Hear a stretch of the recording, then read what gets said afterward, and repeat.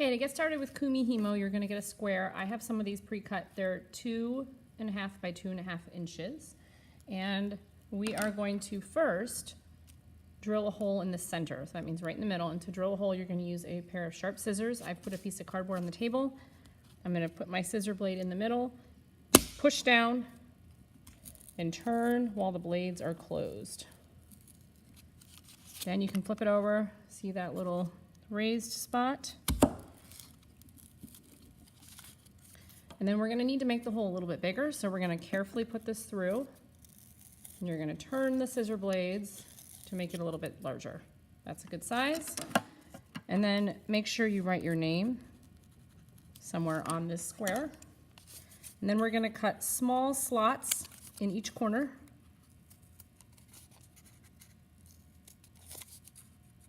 So 4 corner cuts.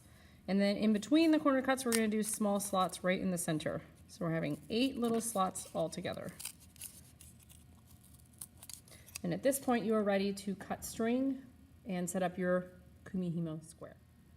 Okay, to cut your string, if you're using the yarn organizer, we are going to use arm's lengths, and that is when you stretch your arms out in front of you and you hold the string out in front of you. You don't have to use that much yarn, but if you're planning on making a necklace or a bracelet, it's good to start with more than you think you need. So pull the yarn out that you need, and we're going to cut so that there's always a tail hanging down. So when I cut out here.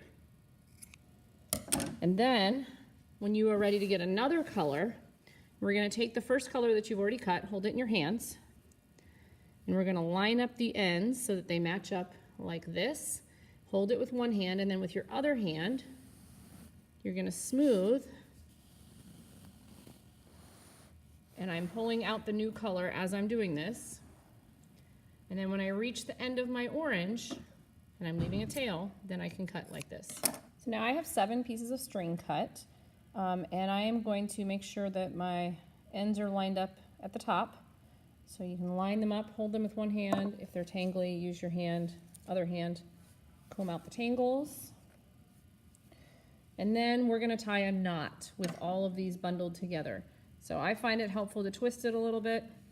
We're going to make an X with your yarn. My short ends overlap the long ends. You can use your finger if that helps.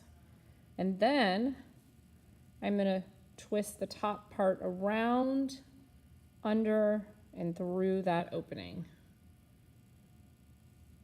And I'm going to slide this towards the ends and pull it tight. We want to make sure all of your yarn is inside that knot. Then we are going to take your knot and push it through the hole. You may have to use the point of a pencil to help you get this through. Be careful that on your hand on the other side. And then this knot is going to stay on one side. And we're going to flip this over, and on the other side, you're going to put 1 string into each slot. When you are done doing this, you should have 1 empty slot and 7 slots that are filled. Some of mine are a little tangled, so I'm using my hand to just comb out the tangles. All right, now I'm ready to start weaving. When you start weaving, you look for your empty slot. It does not matter which direction you go, but once you choose a direction, we want to keep going that way the entire time you're weaving. So here's my empty slot. I'm going to count 1, 2, 3 strings. I'm going to move that to the empty slot. Turn it. Here's my empty slot. 1, 2, 3. Move it to the empty slot. Empty slot. 1, 2, 3. Move it to the empty slot. Empty. 1, 2, 3. And you will continue doing this, counting by 3s, until the weaving starts to come out on this side. Now you're going to end up with some tangles, so to fix that, you're just going to use your hand and comb out those tangles, and you're going to have to do that every so often. Be patient. It will take a little while to get the weaving to show up on the other side. Here's one that I've been working on for a while, and that's what it looks like on the other side. I drew arrows on this to remind myself which way I was counting. So if that is something that helps you remember if you're stopping and starting, go ahead and draw the arrows whatever direction you're counting. So here's my empty. I would count 1, 2, 3.